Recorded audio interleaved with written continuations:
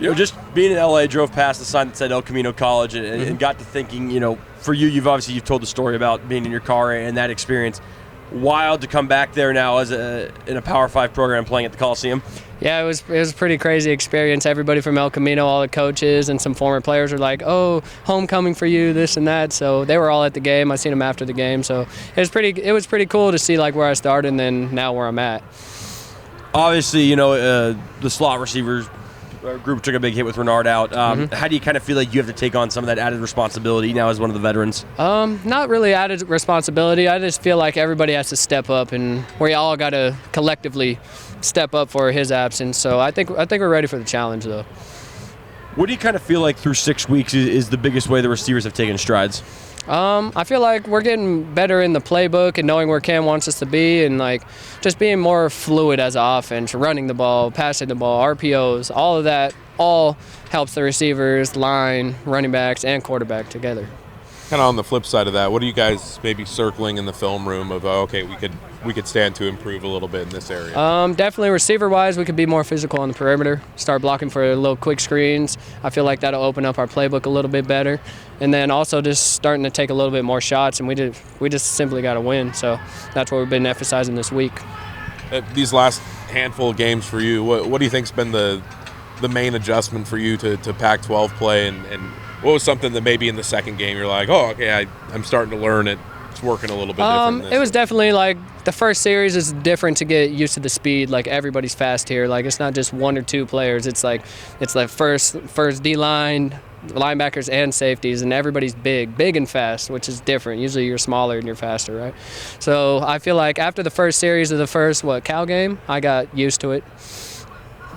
Oregon State's just DBs seem to be pretty veteran, longer guys. What have you seen on tape from those guys? They're very fast and physical.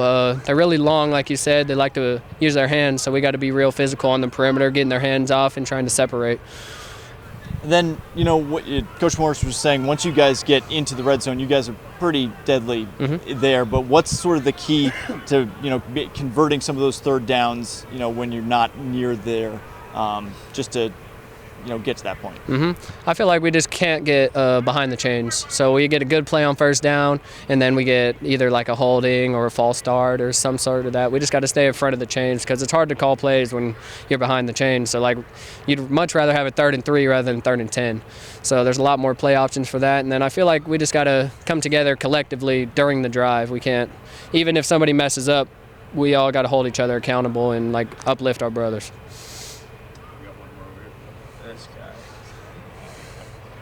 So you talked about kind of the receivers understanding, where Cam wants to put it and everything. Have you seen yourself taking on like a sort of a coach type role in explaining to people what to look for, when Cam's out there scrambling around, just since you've done it so often? I mean, yeah, I've been in college for a while, so I know a lot more than they do about coverages and tendencies and stuff just by looking at people. So I try to help the younger guys get into positions where he wants to be, whether it's just like a little thing of being on this side of the player rather than this side when you're trying to break. And I just try to do my best to help everybody succeed. Are you a little pleasantly surprised with yourself, but being able to be inserted into the lineup and just so quickly make an impact, be productive at this level so fast? Well, like I've said previously stated before, I feel like that I've always been able to play here, and then especially coming into the same offense that I've known for the past 2 years, it is kind of just like a plug and go thing. So especially with the same quarterback, same offensive coordinator, stuff like that. But definitely it took me a little bit to get used to the speed, but after that, I mean, it's just football is football at the end of the day.